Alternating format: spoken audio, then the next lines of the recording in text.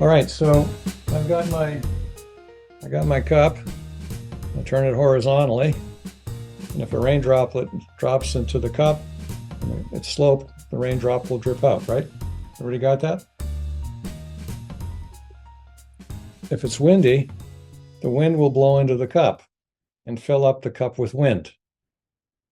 It pressurizes the cup. Once there's wind in the cup, no more wind can enter the cup, right?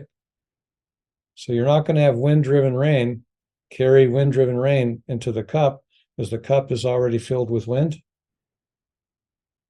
This might require a bourbon tonight. Let me give it to you again.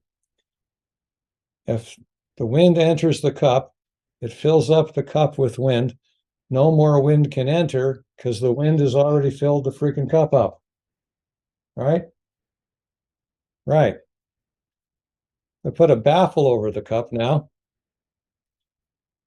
Air will enter the cup and pressurize the cup, but the cup pressure is taken by the back.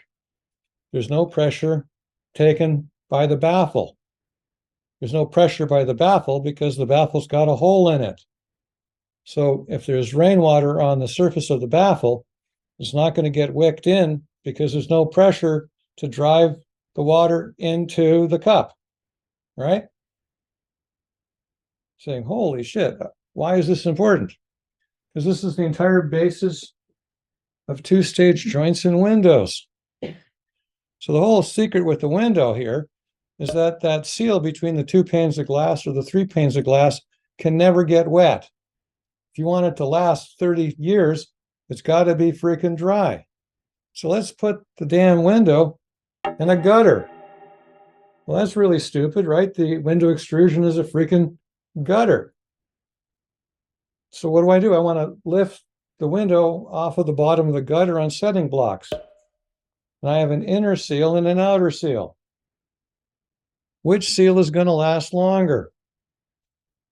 Well, the inner seal, because it doesn't see ultraviolet light and heat, right? The outer seal is going to go to shit in a couple of years. What do you mean? Your 30-year sealant is going to be toast in 10 years. But we don't care in this assembly if we provide enough holes in the frame at the bottom to basically pressurize the extrusion. The wind pressure is taken by the back seal. There's no pressure taken on the front seal. So the front seal can go to crap and it won't leak because there's no pressure across it. Whoa. Now, we learned in the 50s that the inner seal needs to be 10 times tighter than the outer seal. Well, it's very difficult to make the inner seal perfectly tight, but it's real easy to make the outer seal deliberately leaky. So what we try to do is make more holes in the window on the outside than we really need so that the inner seal is going to be always 10 times tighter than the outer seal, even if the inner seal isn't freaking perfect. And as the outer seal goes to crap, the window performs better because I have more equal pressure equalization. Now, a lot of people who don't know this actually make windows. I can't tell you the fun I had in Chicago in the 80s, where I'd drive around and I would drill holes in windows that were leaking to stop them from leaking. They freaked people out. Now, we don't know about this guy, but he's fixing our leaks by putting holes in things. Because what I'm doing is I'm getting rid of the driving force, right?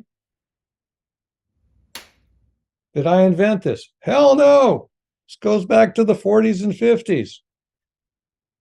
The next piece is that when you put your window in the rough opening, you need to do the same thing. You need a perfect four-sided air seal on the inside, but then you want air to get in between the window outer seal and inner seal to pressurize it.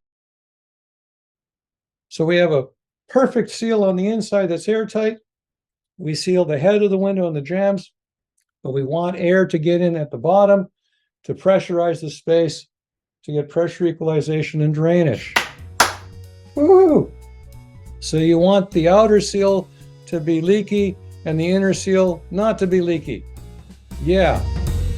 Whoa.